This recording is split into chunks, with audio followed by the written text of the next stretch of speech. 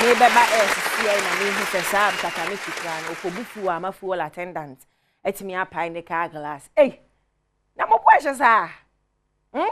ade achi a obo our father who art in heaven hallowed be thy name thy kingdom come we are waka say give us our daily bread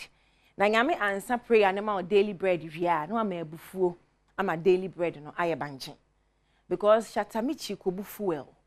oyonko etimi atamade e dey abo windscreen ma pie glass no but e be asem dey am pe two sides it's me ba se e bia na all trances bi ko so na ebufuo bi bam na hye no so pie glass no etimi so ba se wa anya hwe na oni no ana ye enti nsam de bebre na ekoso meken obepese obehwe video na ba me boa ala say shwani so ade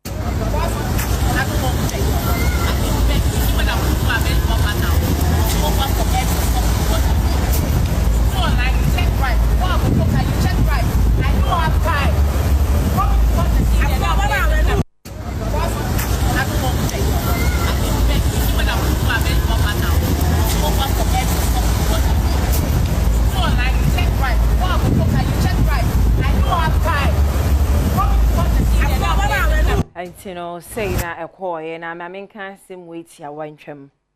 On the society ama mema bre papa two face as in buy na hu sa mema mo bre ye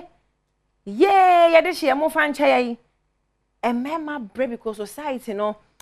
a Kevin in a way say they be buy right society ama mema sugu omumu society ama mema kwent me mammo ntene be ka o masem we agwa say be wanu akoye din so hu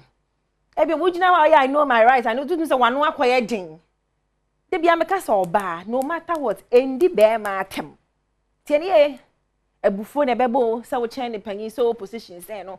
endi di be ma atem wo I know my right wanu etimi akoye din wanu so ye din ayensan so timi ba fast